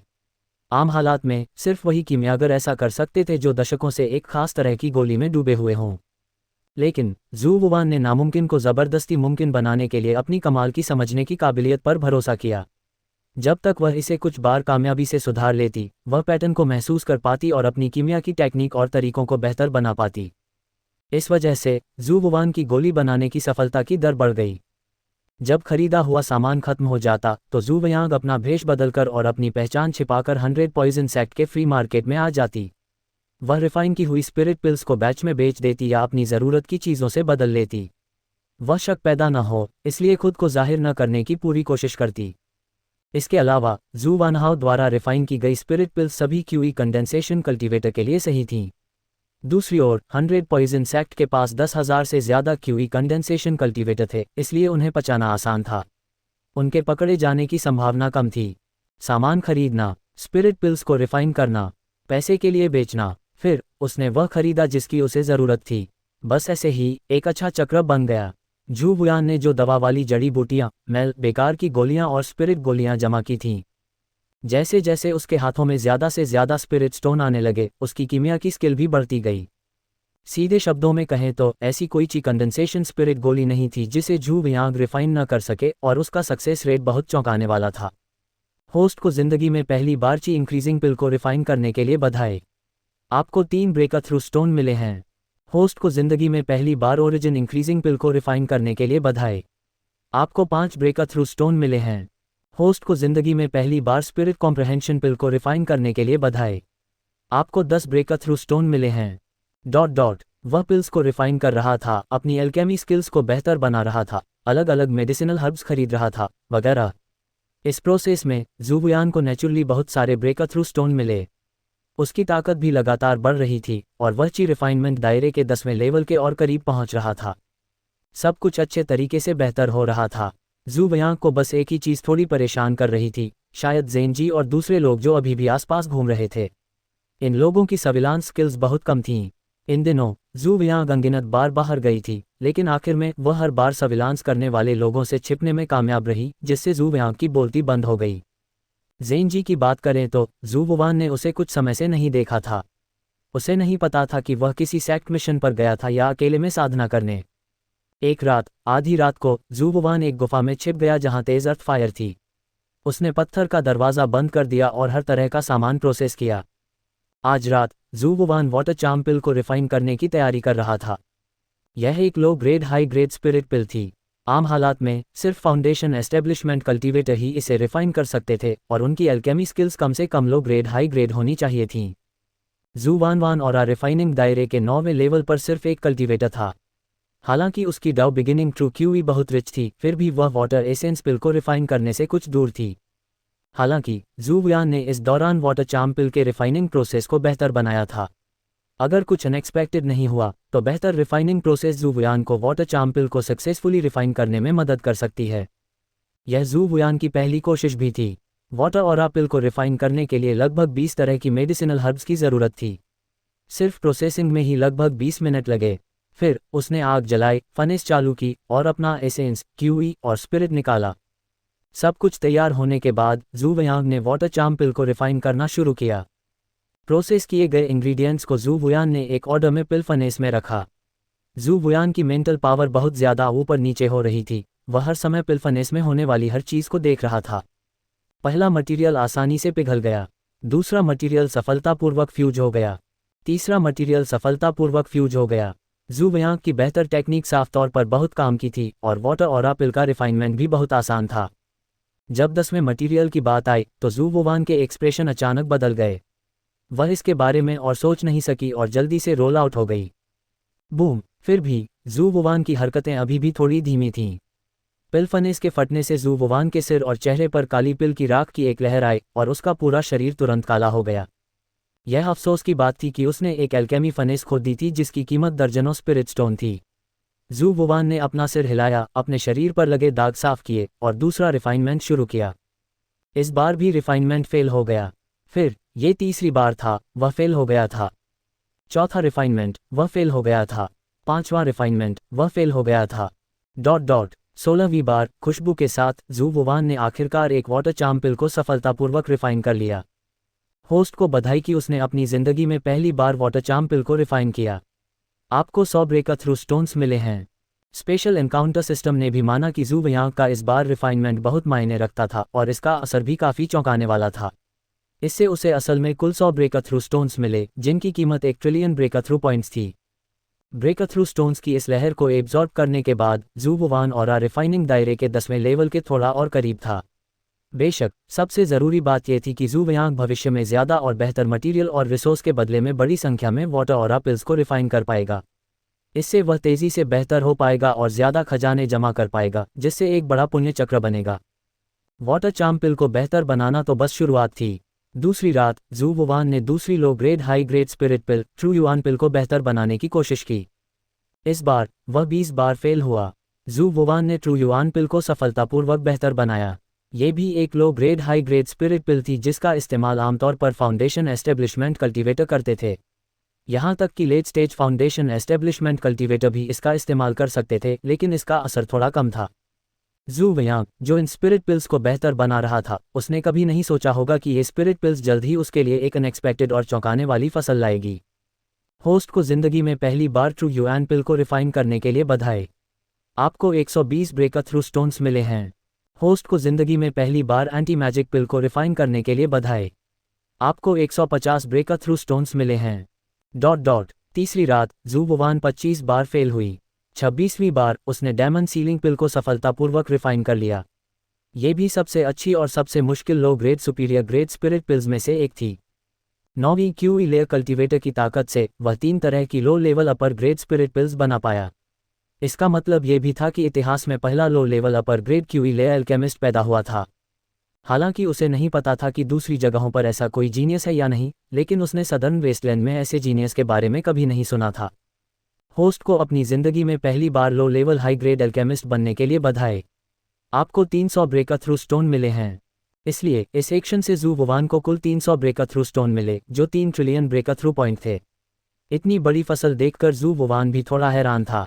ऐसा लग रहा था कि लो grade high grade spirit pills को रिफाइन करने के तरीके को बेहतर बनाने में उसने जो समय लगाया उससे उसे बहुत बड़ा फायदा हुआ। उसे न सिर्फ रिसोर्स और पैसा मिला, बल्कि उसे बहुत सारे ब्रेक थ्रू स्टोन भी मिले। इसके अलावा कुछ हद तक ब्रेक थ्रू स्टोन की फसल काफ़ी कम थी। आखिरकार एक low grade high grade spiritual pill की वैल्यू एक low grade medium grade spiritual pill से कहीं ज़्यादा थी। यह एक ऐसी स्पिरिट पिल थी जो एक फाउंडेशन एस्टेब्लिशमेंट एक्सपर्ट की बहुत मदद कर सकती थी। जू वुयान द्वारा रिफाइन की गई लो grade superior grade spirit pills में से हर एक की कीमत कम से कम 100 लो ग्रेड स्पिरिट स्टोन थी, जो एक आम क्यूई कंडेंसेशन कल्टीवेटर की 1 साल से ज़्यादा की महीने की सैलरी के बराबर थी। 3 low grade superior grade spirit pills. Zhu Wanhao ने जिन स्पिरिट पिल्स को बदलने का फैसला किया था वे सभी बहुत काम की थीं। वाटर ऑरा पिल एक कल्टीवेटर की मेंटल पावर बढ़ा सकती थी, ट्रू एसेंस पिल एक कल्टीवेटर की ट्रू एसेंस पावर बढ़ा सकती थी, और डीमन सीलिंग पिल एक फाउंडेशन एस्टेब्लिशमेंट कल्टीवेटर को ऐसी बैटल पावर दे सकती थी जो जिंदगी और मौत के समय उसके साथियों से कहीं ज्यादा थी। काम की, आमतौर पर इस्तेमाल होने वाली, जरूरी। असल में इन 3 तरह की स्पिरिट पिल्स की खासियतें एक जैसी थीं। जाहिर है वे फाउंडेशन एस्टेब्लिशमेंट स्टेज में ज़्यादा पॉपुलर थीं। कोई भी फाउंडेशन एस्टेब्लिशमेंट स्टेज कल्टीवेटर जिसके पास कुछ एक्स्ट्रा पैसे होते, वह असल में इन 3 तरह की स्पिरिट पिल्स को खरीद लेता। न सिर्फ सेल्स वॉल्यूम बढ़ा, बल्कि कीमत भी काफ़ी अच्छी थी। आखिर इन 3 तरह की स्पिरिचुअल पिल्स को रिफाइन करना आसान नहीं था। पहली सफलता के साथ बाद की रिफाइनमेंट प्रोसेस और भी आसान थी। असल में झू वुवान कई बार फेल होने के बाद एक सफल स्पिरिट पिल को रिफाइन करने में कामयाब रहा। कई दिन बिताने के बाद झू वुवान ने कुल मिलाकर रिफाइन किया 20 low grade superior grade spiritual pills. ये 20 low grade superior grade spiritual pills सभी water essence pills, true essence pills और डायमंड सीलिंग पिल्स थीं। ऐसा नहीं था कि वह रिफाइनिंग जारी नहीं रखना चाहता था, बल्कि उसने जो भी सामान खरीदा था वह सब इस्तेमाल कर लिया था। उसे एक और बैच खरीदने के लिए फ्री मार्केट जाना चाहिए। साथ ही वह दूसरी low grade high grade spirit pills के लिए भी कुछ सामान खरीद सकता था ताकि वह भविष्य में कुछ और लो grade high grade spirit pills को रिफाइन कर सके। झू वुवान ने अपना भेष बदला और हुयुआन पीक से निकल गई। एक चक्कर लगाने के बाद वह फ्री मार्केट में चली गई। वह पहले अलग अलग स्टॉल्स के आसपास घूमा और दर्जनों मेडिसिनल हर्ब्स और वेस्ट पिल्स खरीदी जिन्हें उसने पहले स्टोर नहीं किया था। उसके बाद ही उसने अपने हाथों में मौजूद 20 low grade high grade spirit pills को बेचने की तैयारी की। झू वानहाओ शुरू में उन्हें बेचने के लिए एक स्टॉल लगाना चाहता था। इस तरह वह सबसे ज़्यादा पैसे भी कमा सकता था, लेकिन उसे याद था कि फ्री मार्केट में कभी कभी सिर्फ फाउंडेशन एस्टैब्लिशमेंट के साधक ही आते थे। अगर वह स्टॉल लगाता तो सभी 20 स्पिरिट पिल्स को बेचने में कम से कम कुछ दिन लगते। इस दौरान दूसरों के लिए उसकी जांच करना और उसे टारगेट करना आसान होता। अगर उसकी असली पहचान पता चल गई तो बुरा होगा। इसके अलावा इन कुछ दिनों में झू वियांग और 20 low grade high grade spirit pills को रिफाइन करने में कामयाब रहा। इसके बजाय उन्हें बेचने के लिए कुछ पिल शॉप्स में स्टोर करना या सीधे कुछ पिल शॉप्स को बेचना बेहतर था। ये 3 पिल्स ज़्यादा इस्तेमाल होने वाली और प्रैक्टिकल थीं। चाहे इसे कंसाइन किया जाए या सीधे बेचा जाए, ये बहुत आसान था। कुछ सोचने के बाद झू वुवान ने फ्री मार्केट में अच्छी रेप्यूटेशन वाली एक पुरानी पिल शॉप चुनी। वह कंसाइन की गई सेल्स और सेल्स की सिचुएशन के बारे में पूछने के लिए तैयार थी। हुआन डैन पवेलियन, यह एक पुरानी पिल शॉप थी जो सैकड़ों सालों से फ्री मार्केट में चल रही थी। इसका नाम काफ़ी मशहूर था। कहा जाता था कि यह फेयर और ईमानदार है। अगर कोई नया कल्टीवेटर भी मेडिसिनल हर्ब्स बेचने जाता तो हुआन पिल पवेलियन उन्हें कम कीमत पर नहीं खरीदता था। फ्री मार्केट में इसकी अच्छी रेप्यूटेशन थी। झू वुआन को अंदर आते देख एक खूबसूरत मेड तुरंत उसका वेलकम करने के लिए आगे आए। सीनियर, क्या आप कुछ खरीदना चाहते हैं? मेरे पास कुछ पिल्स हैं जो मुझे बेचनी हैं। झू वुआन की आवाज़ भारी थी और उसकी ओरिजिनल आवाज़ को पहचानना नामुमकिन था। खूबसूरत मेड थोड़ी हैरान हुई और उसका एक्सप्रेशन और ज़्यादा रिस्पेक्टफुल हो गया। तो यह एक अल्केमिस्ट लॉर्ड है। मुझे हैरानी है कि स्पिरिट पिल लॉर्ड किस ग्रेड की बेचना चाहेंगे। लो ग्रेड हाई ग्रेड, झू वुआन ने कहा। मेड का एक्सप्रेशन फिर बदल गया। सर प्लीज़ मेरे पीछे आइए। थोड़ी देर वीआईपी हॉल में रेस्ट कीजिए। मैं हेड शॉपकीपर को बुलाकर इसकी कीमत पता करवाऊंगा। झू वुआन ने सिर हिलाया और खूबसूरत मेड के पीछे वीआईपी हॉल में चला गया। वीआईपी हॉल खूबसूरत नज़ारों से भरा था और माहौल काफ़ी शानदार था। अंदर हर तरह के स्पिरिचुअल फल और स्पिरिचुअल पानी थे। झू वुआन उन्हें अपनी मर्जी से ले सकता था। वीआईपी हॉल में थोड़ी देर इंतज़ार करने के बाद एक थोड़ा मोटा बूढ़ा आदमी तेज़ी से अंदर आया। ये बूढ़ा आदमी कुई हुआ है, हुआन डैन पवेलियन का हेड शॉपकीपर। नमस्ते ग्रैंड मास्टर। एक ऑफिशियल अल्केमिस्ट जो लो grade high grade spirit pills को रिफाइन कर सकता था, वह पहले से ही 100 पॉइजन सेक्ट में मास्टर कहलाने के लायक था। बेशक पूरे सदर्न वेस्टलैंड में सिर्फ मिड लेवल और उससे ऊपर के अल्केमिस्ट ही मास्टर कहलाने के लायक थे। झू वुआन ने सिर हिलाया। शॉपकीपर कुई, तुम मेरी तारीफ करते हो। मुझे हैरानी है कि तुम्हारी कंसाइंड सेल्स और डायरेक्ट सेल्स में क्या फ़र्क है। उद्धरण चिन्ह। आम हालात में हम 10% कमीशन फीस लेते, लेकिन सर एक लो लेवल हाई लेवल अल्केमिस्ट हैं और आप पहली बार हुआन डैन पवेलियन में स्पिरिचुअल पिल्स बेचने आ रहे हैं, इसलिए हम प्राइस को 50% तक एडजस्ट कर सकते हैं। अगर हम इसे सीधे बेचते हैं तो हम आपको नॉर्मल मार्केट प्राइस देंगे जो कमीशन प्राइस से थोड़ा कम है, कुई हुआ ने जल्दी से कहा। लेकिन ये कमीशन प्राइस से ज़्यादा तेज़ है और ज़्यादा बुरा भी नहीं है। जू वुवान ने एक पल के लिए अपनी सिचुएशन पर सोचा और महसूस किया कि उसके लिए इसे सीधे बेचना ज़्यादा सही था। हालांकि यह कमीशन पर बेचने से कम प्रॉफिटेबल था, लेकिन बर्बाद हुए टाइम के मुकाबले ये छोटा प्रॉफिट कुछ भी नहीं था। मुझे लगता है कि मैं इसे सीधे बेच दूंगा, जू वयांग ने कहा। कुई हुआ के चेहरे पर खुशी की एक झलक दिखी। सर प्लीज़ बेफिक्र रहें। हमारा हुआन डैन पवेलियन जो प्राइस ऑफर कर रहा है वह पक्का मार्केट प्राइस है। कोई धोखा नहीं होगा। सर आप इसे बिना किसी चिंता के हमें बेच सकते हैं। मुझे डर है कि पूरे फ्री मार्केट में कोई दूसरी पिल शॉप हमसे ज़्यादा सही कीमत नहीं देगी। यह अच्छा है, जू वयांग ने सिर हिलाया। इस बार आप किस तरह की स्पिरिट पिल्स बेच रहे हैं और आप किस तरह की स्पिरिट पिल्स को रिफाइन करने में अच्छे हैं? कुई हुआ ने मुस्कुराते हुए पूछा। वाटर ऑरा पिल, ट्रू युआन पिल, डेविल सीलिंग पिल, ये 3 तरह की स्पिरिट पिल्स हैं जो मैं बेच रहा हूँ। ये 3 तरह की स्पिरिट पिल्स भी हैं जिनमें मैं ज़्यादा माहिर हूँ, जू वुवान ने कहा। क्या? जैसे ही जू वयांग ने बोलना खत्म किया, कुई हुआ के चेहरे के भाव बदल गए। डैरेन जिन 3 low grade superior grade spirit pills को रिफाइन करने में अच्छा है, वे सभी बहुत प्रैक्टिकल हैं। डायमंड सीलिंग पिल को रिफाइन करने की मुश्किल लगभग एक low grade superior grade spirit pill के बराबर है। उसके बगल में खड़ी नौकरानियां भी हैरान थीं जब उन्होंने जू वयांग को हैरानी से देखा।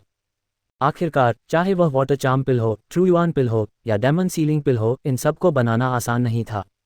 खासकर डायमंड सीलिंग पिल, इसे बनाने की मुश्किल और भी चौंकाने वाली थी। इन 3 low grade superior grade spirit pill को रिफाइन कर पाने का मतलब था कि जू वुवान की alchemy skills low grade superior grade alchemists में टॉप पर थीं। वह बहुत जल्द एक low grade superior grade alchemist बन सकती थी। जू वुवान को इन लोगों के एक्सक्लेमेशन से कुछ शक हुआ। वह मुस्कुराया और स्पिरिट पिल की 3 बोतलें निकालीं। ये वाटर चार्म पिल, ट्रू युआन पिल और डायमंड सीलिंग पिल हैं जिन्हें मैंने रिफाइन किया है। आप उन्हें चेक कर सकते हैं। तो ये बूढ़ा मास्टर कोई दिखावा नहीं करेगा। कुई हुआ ने उत्साह से पैनेसिया की 3 बोतलें लीं और उन्हें ध्यान से चेक किया। जैसा कि वाटर चार्म पिल, ट्रू युआन पिल और डायमंड सीलिंग पिल से उम्मीद थी, रिफाइनमेंट भी बहुत बढ़िया है। आपकी एल्केमी स्किल्स सच में शानदार हैं। सर प्लीज़ बैठ जाइए। मैं जाकर हर पिल का प्राइस कंफर्म करूंगा। मैं आपको बिल्कुल निराश नहीं करूंगा। जू वयांग ने सिर हिलाया और कुई हुआ को जल्दी से जाते हुए देखा। जाने से पहले वह 2 खूबसूरत नौकरानियों को जू वयांग का अच्छे से ख्याल रखने के लिए कहना नहीं भूला। मिलॉर्ड प्लीज़ थोड़ी चाय पी लीजिए। ये सबसे अच्छी तियानशान स्नो लोट्स टी है। इसे पीने के बाद आपकी स्पिरिट को न्यूट्रिशन मिलेगा। मैं आपके लिए एक स्पिरिट फ्रूट छील दूंगा। हमारे हुआन डैन पवेलियन का सफ़ेद जैड फल्स और जहरों वाले ग्रुप में सबसे अच्छा है। दोनों नौकरानियां बहुत ध्यान रख रही थीं। वे एक कम ग्रेड वाले ऊंचे दर्जे के अल्केमिस्ट के सामने लापरवाही कैसे कर सकती थीं, जो उनमें से ज़्यादा ताकतवर था और जिसका स्टेटस किसी लेट स्टेज या परफेक्टेड फाउंडेशन एस्टेब्लिशमेंट कल्टीवेटर के बराबर था। जब तक वे इतने बड़े आदमी के करीब आ सकते थे, वे बहुत सारे फ़ायदे उठा सकते थे। जू वुआन ने शांति से दोनों नौकरानियों की मेहमाननवाजी का मजा लिया और कुई हुआ के लौटने का इंतजार किया। वह स्वाभाविक रूप से दोनों नौकरानियों के विचारों से वाकिफ था। असल में, अगर जू वुआन राजी होता तो भले ही वह उन्हें किसी सराय में ले जाता, वे राजी नहीं होती। इसके अलावा, ये दोनों खूबसूरत नौकरानियां अभी भी कुंवारी थीं। वे काफ़ी खूबसूरत भी थीं और उनका स्वभाव एक अमर साधक जैसा था। हालांकि, जू वुआन के लिए, जिसने 3000 खूबसूरत लड़कियों को देखा और उनका मजा लिया था, ये सच में कुछ भी नहीं था। 10 मिनट से ज़्यादा इंतज़ार करने के बाद कुई हुआ शानदार कपड़ों में एक बूढ़े आदमी के पीछे पीछे जल्दी से अंदर गया। मुझे माफ़ करना कि मैंने तुम्हें इंतज़ार करवाया। कुई हुआ वीआईपी हॉल में घुसते ही इज्जत से अपनी मुट्ठियां भींचने से खुद को रोक नहीं सका। जू वुआन ने सिर हिलाया और अपने बगल में बैठे बूढ़े आदमी की तरफ देखा। बूढ़ा आदमी मुस्कुराया और नमस्ते करते हुए हाथ जोड़े। नमस्ते सर, मैं जेन डोंकिंग हूँ, 100 पॉइजन सेक्ट का एक एल्डर। साथ ही, मैं हुआन डैन पवेलियन के पर्दे के पीछे के बॉस में से एक भी हूँ। मुझे उम्मीद है कि आप मुझे बिना बुलाए आने के लिए माफ़ कर देंगे। बांस की टोपी के नीचे छिपा एक्सप्रेशन बदल गया। जू वुआन को उम्मीद नहीं थी कि जेन डोंकिंग असल में हुआन डैन पवेलियन के बॉस में से एक था। उसने असल में अपने दुश्मन को दवा की गोलियां बेची थीं। 100 पॉइजन सेक्ट का एल्डर बनने के लिए जेन डोंकिंग स्वाभाविक रूप से परफेक्ट फाउंडेशन एस्टेब्लिशमेंट क्षेत्र का एक्सपर्ट था। वह जेन परिवार का चौथा एल्डर भी था। उसकी ताकत 100 पॉइजन सेक्ट में टॉप 5 में मजबूती से शुमार थी। उसकी माउंटेन ब्रेकिंग स्वॉर्ड टेक्निक ने 100 पॉइजन सेक्ट में लगभग किसी भी विरोधी को नहीं हराया था। वह कल्टीवेटर्स में एक बहुत कम तलवार चलाने वाला कल्टीवेटर था। अगर जेन डोंकिंग को जू वुआन की असली पहचान पता चल जाती तो वह जलन में जू वुआन को ज़रूर मार डालता ताकि जू क्लैन में कोई और पिलदाव प्रोडिजी न उभरे। इसलिए जू वानहाओ को अपनी पहचान छिपानी पड़ी और वह इसे सामने नहीं ला सका। आखिर अपनी अभी की ताकत के साथ अगर उसकी पहचान सामने आ जाती तो वह बच भी नहीं सकता था। एक परफेक्ट फाउंडेशन एस्टेब्लिशमेंट कल्टीवेटर बहुत ज़्यादा ताकतवर था। एल्डर ज़ेन, आप बहुत ज़्यादा पोलाइट हैं। मुझे हैरानी है कि क्या एल्डर ज़ेन मेरे साथ स्पिरिट पिल्स की कीमत पर बात करने आए हैं या कुछ और है। जू वुवान ने मुस्कुराते हुए पूछा। जेन डोनकिंग मुस्कुराई और बोली, क्योंकि तुम सीधी बात करने वाले हो इसलिए मैं कुछ नहीं छिपाऊंगी।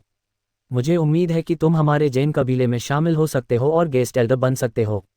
भविष्य में हमारा जैन कबीला तुम्हारे द्वारा रिफाइन की गई गोलियां बाजार की कीमत से ज़्यादा कीमत पर खरीदेगा। तुम हमारे 100 पॉइजन सेक्ट से कई खास ट्रीटमेंट का भी मजा ले सकते हो। मुझे हैरानी है कि क्या तुम तैयार हो। जू वुआन थोड़ी हैरान थी। उसे उम्मीद नहीं थी कि जेन डोनकिंग इतना पक्का इरादा कर लेगा। उसे उसका असली चेहरा भी नहीं पता था, उसका बैकग्राउंड तो दूर की बात है, और असल में वह उसे जैन परिवार का गेस्ट एल्डर बनने के लिए बुलाना चाहता था।